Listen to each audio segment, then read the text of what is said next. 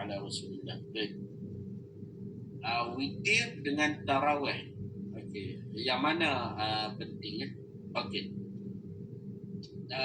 Kita katakan witir adalah satu solat yang mana Nabi SAW tak pernah tinggal. Tarawih pun adalah satu amal qiyam pada waktu malam, solat pada waktu malam yang Nabi SAW tak tinggal. Jadi kalau kita katakan yang mana lebih penting, kita katakan dua-dua adalah penting. Tapi kalau tanya adalah orang yang bermazhab Hanafi, pasti witir lebih hebat, lebih pentinglah. Sebab bagi mereka witir itu adalah wajib dilakukan. Berbeza dengan pandangan mazhab-mazhab yang lain, menyatakan ia adalah sunat muakkad. Nabi tak pernah tinggal. Tapi dalam mazhab Hanafi, mereka menyatakan bahawa disebabkan Nabi tidak pernah tinggal, ia adalah solat yang wajib. Jadi sudah tentulah amalan yang wajib itu, kalau di sisi mazhab Hanafi, ia lebih baik daripada amalan sunat. Baik. Berkenaan dengan timbangan, sebelum kita masuk itulah timbangan amalan yang kita lakukan. Dalam hadis sebut amalan yang paling dicintai oleh Allah Subhanahu wa taala itu adalah amalan fardu. Itu yang utama.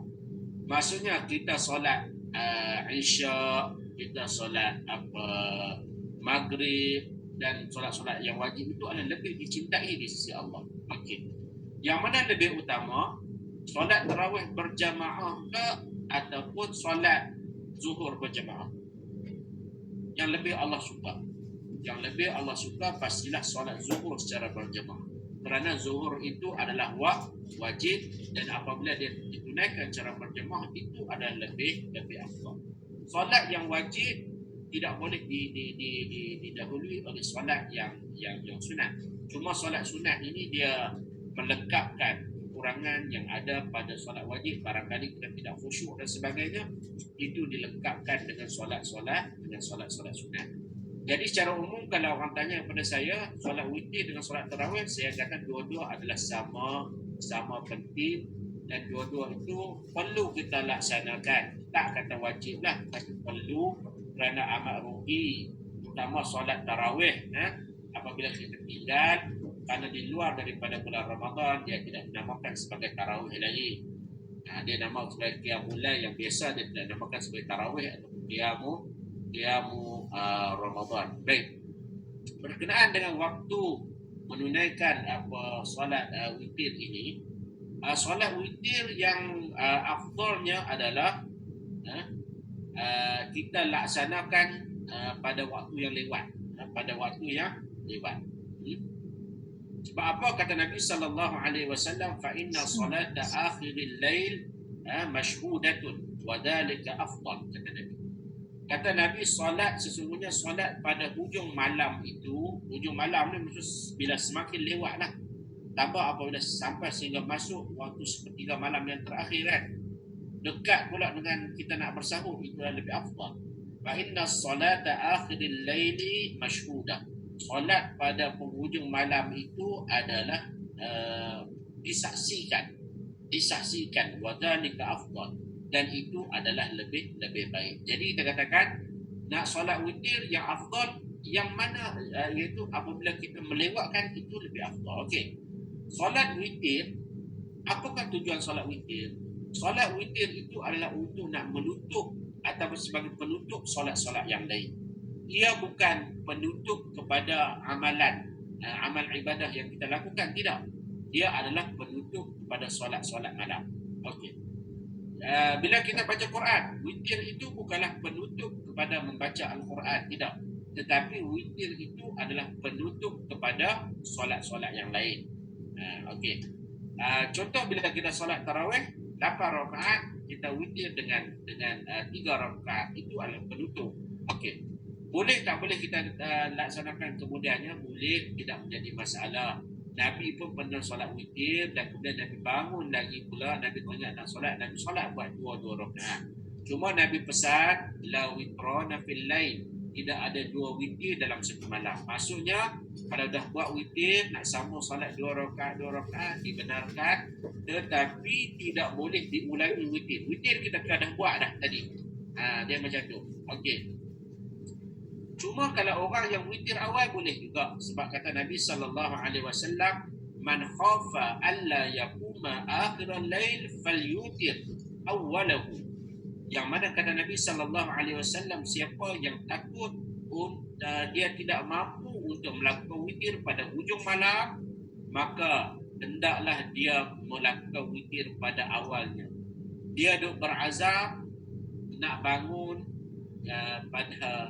pada tengah, pada sebelum ni lah, waktu sebelum sahur nak solat semua, dia tak boleh. Jadi dia takut, maka dia witirlah awal selepas daripada tarawih itu. Kalau kita solat Isyak, kita solat selepas daripada itu.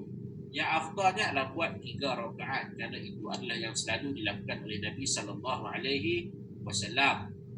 Tapi dalam hadis pun, kalau dia takut masuknya waktu subuh, ataupun kita kata habis komandah, adalah buat sebanyak 1 rakaat.